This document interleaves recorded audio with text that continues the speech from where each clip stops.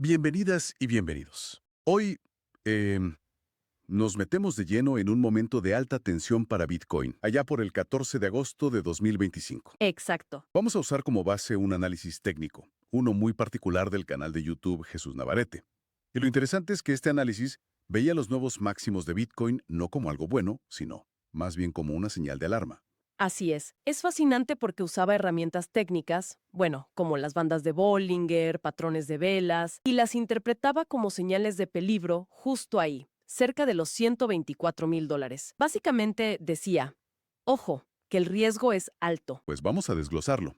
La idea hoy es entender qué señales veían que anticipaban una caída fuerte justo después de esos picos, y también cómo un factor externo, según esta fuente, jugó un papel clave. Justamente, veremos esas herramientas en acción. Entremos en materia.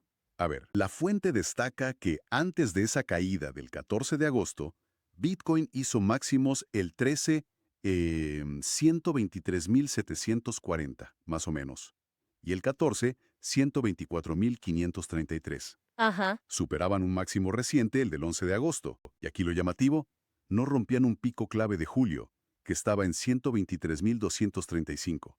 ¿Qué alarma se encendió esto para el analista? Bueno, aquí es donde se pone interesante el análisis técnico. La lectura fue que el mercado estaba, y cito, súper sobrecomprado. O sea, el precio estaba muy pegado a la banda superior de Bollinger. Que marca como el límite superior esperado, ¿no? Exacto. Digamos que es un límite estadístico del movimiento reciente. Estar ahí, cerca de los 123,040, pues, sugería muy poco espacio para subir más.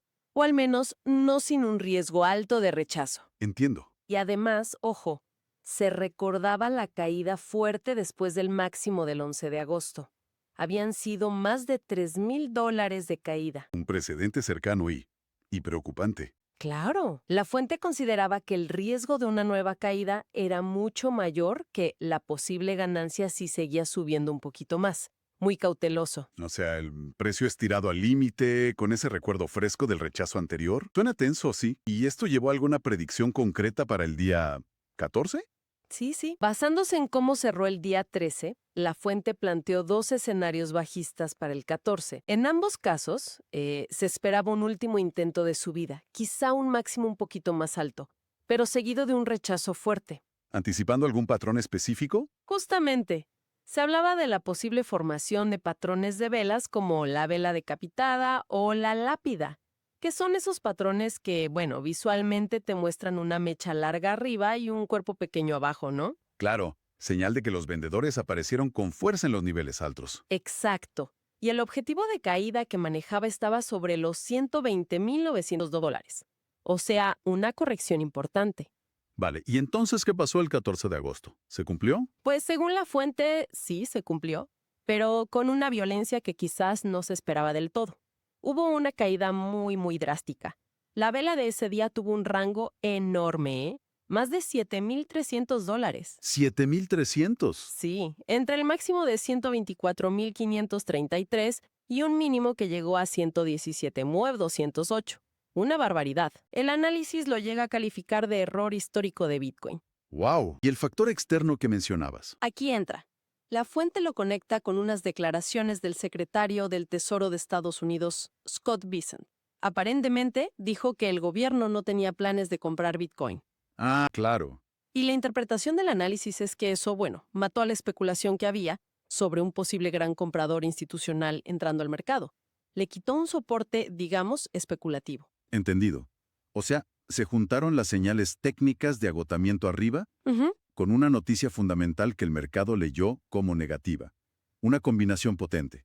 Exacto. ¿Y eso cómo deja a Bitcoin en ese momento, según esta perspectiva?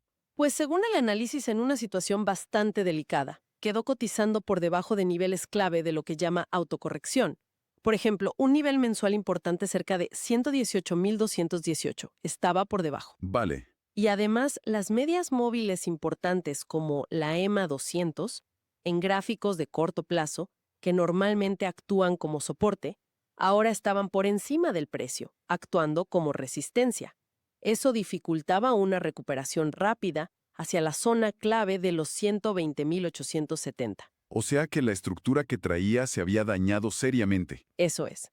Lo que destaca este análisis es justamente esa conexión, cómo las velas avisaban rechazo, las bandas mostraban sobreextensión, y cómo esa noticia del tesoro parece que fue el catalizador, o al menos potenció, la magnitud de la caída. Entiendo. La conclusión de este análisis era clara.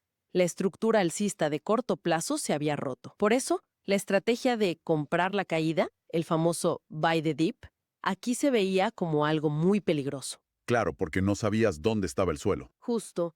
Incluso se sugerían posibles caídas adicionales hacia los $115,000. Fíjate que la caída fue tan abrupta que, según indica la fuente, hasta alteró indicadores como el SAR parabólico de una forma anómala.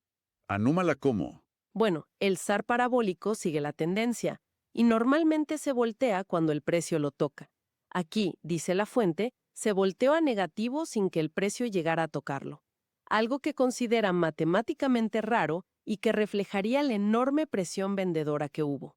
Interesante detalle técnico. Bueno, para ir resumiendo, este análisis que vimos de Jesús Navarrete nos muestra un caso muy concreto. Señales técnicas de agotamiento, de sobrecompra en máximos, combinadas con una noticia que se interpretó como negativa, y cómo eso, desde esta perspectiva, precedió y catalizó una caída muy fuerte en Bitcoin, validando esa postura de cautela extrema que tenían. Exactamente.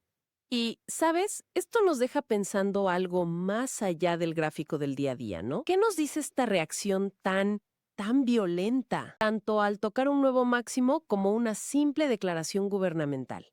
¿Qué nos dice sobre la sensibilidad real del mercado de Bitcoin? Quizás sobre su volatilidad inherente o incluso sobre la etapa de madurez en la que se encuentra. Es una buena pregunta para reflexionar.